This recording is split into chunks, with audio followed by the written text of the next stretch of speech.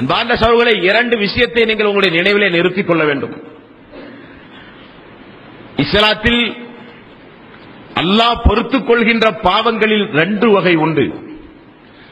ஒன்று, நாம் நம்முடைய வாழ்வில் செய்கிற சிறு பாவங்கள்.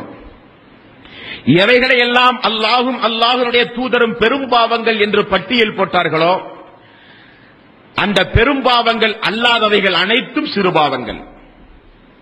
தொழுகையை விடுவது பெரும் பாவம், விபச்சாரத்தில் ஈடுபடுவது பெரும் பாவம், அதிலும் குறிப்பாக அண்டை வீட்டு பெண்களோடு முழுக்க முழுக்க நம்முடைய பாதுகாப்பை அண்டி வாழ வந்த நம்முடைய அண்டை வீட்டு பெண்களோடு விபச்சாரத்தில் ஈடுபடுவது பெரும் பாவம், பெற்றோருடைய மனசு நோகுமாறு நடப்பது பெரும் பாவம், வட்டி வாங்குவது, கொடுப்பது, சாட்சி சொல்வது, வசூலிப்பது, கணக்கெழுதுவது அனைத்தும் பெரும் பாவம், நம்முடைய குழந்தைகளை கொல்வது பெரும் பாவம்.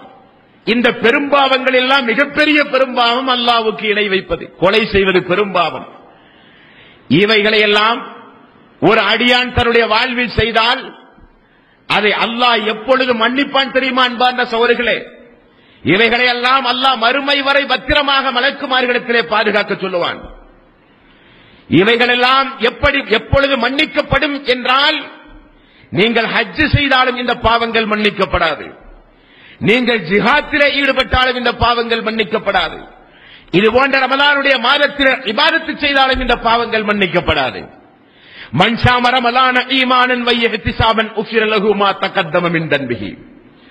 ரமலானுடைய மாதத்தில் நீங்கள் இபாதத்து செய்வதன் மூலம் முற்சென்ற பாவங்கள் மன்னிக்கப்படும் என்று ரசூல் ஸல்லல்லாஹு அலைஹி வஸல்லம் அவர்கள் சொன்னது. சவ்வாலில் தொடர்ந்து 6 நோன்பு நோற்றால் காலமெல்லாம் நீங்கள் செய்த பாவங்கள் மன்னிக்கப்படும் என்று ரசூல் ஸல்லல்லாஹு அலைஹி வஸல்லம் அவர்கள் சொன்னது அனைத்தும் சிறு பாவங்கள். பெரும் பாவம் மன்னிக்கப்பட வேண்டுமானால் 2 கரத்தையும் அல்லாஹ்விடத்திலே உயர்த்தி வெட்க உணர்வோடு, தான் செய்த குற்ற உணர்வோடு, அல்லாஹ்வுடைய மறுமை தண்டனையை அஞ்சி, யார் தனிமையில் அமர்ந்து யாரும் தெரியாத நேரத்தில் கண்களில் இருந்து கண்ணீர் மல்க யார் அல்லாஹ்விடத்திலே பிரார்த்தனை செய்கிறானோ அந்த தௌபாவுக்குரிய மக்களுக்கு மட்டும்தான் பெரும்பாவங்கள் மன்னிக்கப்படும் என்கிற இஸ்லாத்தின் அடிப்படை அம்சத்தை அன்பார்ந்த சகோதரர்களே நீங்கள் புரிந்து கொள்ள வேண்டும். அதைத்தான் நபிகள் நாயகம் ஸல்லல்லாஹு அலைஹி வஸல்லம் அவர்கள் பல கட்டங்களிலும் இந்த சமூகத்திற்கு கடுமையான அடிப்படையில் அறிவுறுத்தி இருக்கிறார்கள். பெரும்பாவத்தை நினைத்துக் கூட பார்க்காதீர்கள்.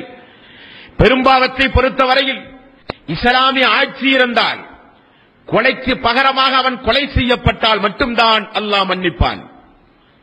மதுபானம் அருந்தினால் அவனுக்கு குறிப்பிட்ட கசையடி கொடுத்து அவனை நாடு கடத்தினால் மட்டும்தான் அல்லாஹ் மறுமையில் அவனை மன்னிப்பான். விபச்சாரம் புரிந்தால், திருமணம் ஆகாதவர்களாக இருந்தால் கசையடி என்றும், திருமணம் ஆனவர்களாக இருந்தால் கொலை தண்டனை, குற்றத்திற்குரிய தண்டனை கொலை செய்யப்படுதல் என்றும், இந்த உலகத்தில் இஸ்லாமிய ஆட்சியின் கீழ் அவர்கள் தண்டனை பெற்றால் மட்டும்தான் அல்லாஹ் மறுமையில் அது குறித்து விசாரிக்காமல் அவர்கள் சொர்க்கம் செல்ல முடியும்.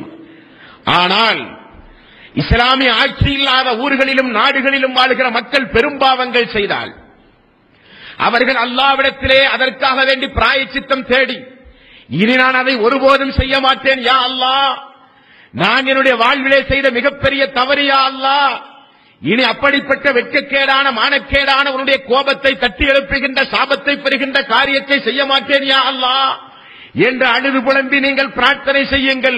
ஆனால் ஒன்று, அல்லாஹ் நாடினால் தான் உங்களை மன்னிப்பான், அல்லாஹ் நாடினால் உங்களை தண்டிப்பான், என்னால் உத்தரவாதம் சொல்ல முடியாது என்று ரஹமத்துல்